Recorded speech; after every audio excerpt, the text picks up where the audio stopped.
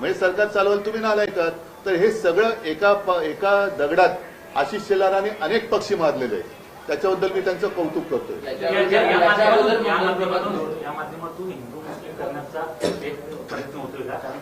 नाही, तो त्यांचा केविल होणं प्रयत्न आहे. जेव्हा आम्ही अख्ख्या यादीमध्ये सुधारणा करा मागतोय त्याच्यामध्ये हिंदू, मुस्लिम, शीख, ईसाई सगळे आलेले आहेत.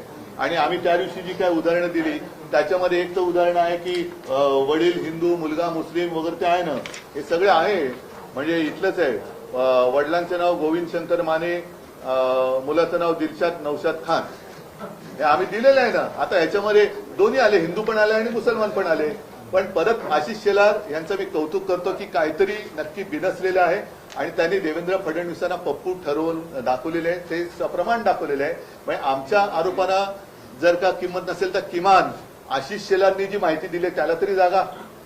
मी परत त्यांचं कौतुक करतो. देवेंद्र फडणवीस सारखं म्हणतात की 2012लाच आपण मतदार याद्यांचं पुनर्निरीक्षण करा, पुनर्रचना करा, ही आपली न्यायालयात याचिका आहे. आणि तेव्हापासून आपण वारंवार मागणी करतो.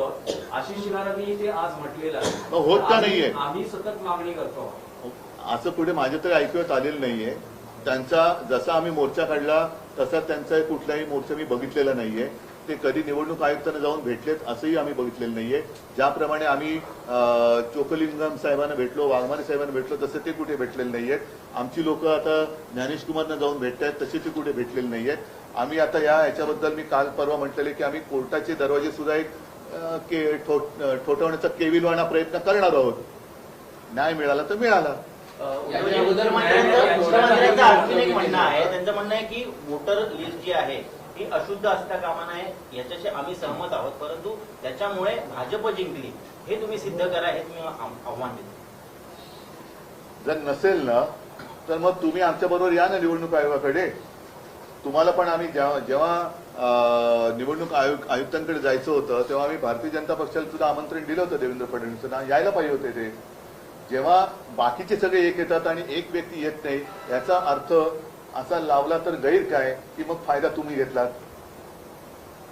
आमच्यासोबत त्यांनी यायला पाहिजे होतं. जर ते एवढे वर्ष मागणी करतायत तर त्या दिवशी त्यांच्याकडनं कोणतरी यायला पाहिजे होतं. त्याच मुद्द्यावरून बुलढाण्याचे आमदार संजय गायकवाड शिंदे गटाचे आहेत, त्यांनी म्हटले की निवडणूक आयोगाला लाज वाटली पाहिजे अशा प्रकारचे धोरण. बघा थोडक्यामध्ये काय की आता जो मुद्दा आम्ही उचलला मतचोरीचा आणि तो आज पुराव्यानिशी तुमच्यासमोर आणला, जनतेसमोर आणला. आता पहिला मुद्दा परत मी सांगतो की सर्व नागरिकांनी जाग आता आलेली आहे. आता झोपता कामा नये, कारण आपल्याला सरकार निवडण्याचा अधिकार आहे. आता सरकार मतदार निवडायला लागलेले आहे. हे घातक आहे. म्हणजे जसं टांझानियामध्ये 98% म्हणजे 98% मतं हे तिथल्या अध्यक्षांना मिळाली आणि 2% जी जनता रस्त्यावर उतरली ती केवढ्या मोठ्या संख्येने उतरली. म्हणजे काहीतरी टक्केवारी जपलत आहे. तुम्ही न्यायालयीन लढाई लढणार आहात, कारण आम्ही एक केविलवाणा प्रयत्न करणार आहोत. म्हणजे आम्ही कुठेही कायदा हातात घेतला वगैरे वगैरे वगैरे, कारण हे परत मग शहरी नक्षलवाद, आता हे दुबार मतदार यादी किंवा सदोष मतदार यादीवरती जे निवडणूक लागतायत हे खरे नक्षलवादी आहेत. कारण ही उघड मतचोरी आहे. जे मतचोरी करून निवडणूक लढतायत आणि जिंकण्याचा प्रयत्न करतात ते नक्षलवादी आहेत. सर्व पक्ष मिळून तुम्ही हा निर्णय घेतलाय. हो, महाविकास आघाडी म्हणून आम्ही निर्णय आणि सगळेच म्हणजे त्याच्यामध्ये राज पण आहेत, बाकीचे आहेत, शेका पक्ष, कम्युनिस्ट त्या दिवशी मोर्चात जेवढे सगळे होते त्या सगळ्यांनी.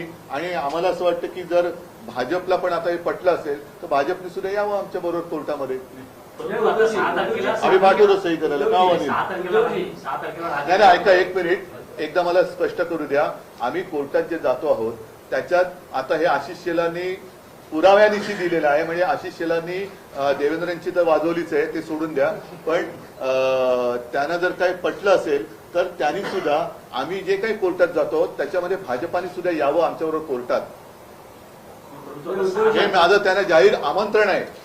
मग त्याच्यामध्ये तुम्ही काय हिंदू मुस्लिम आणखीन कोण असतील तुमच्या लेखी ते सगळे काढा. आपण संपूर्ण यादीमध्ये आम्ही सुधारणा मागतो आहोत.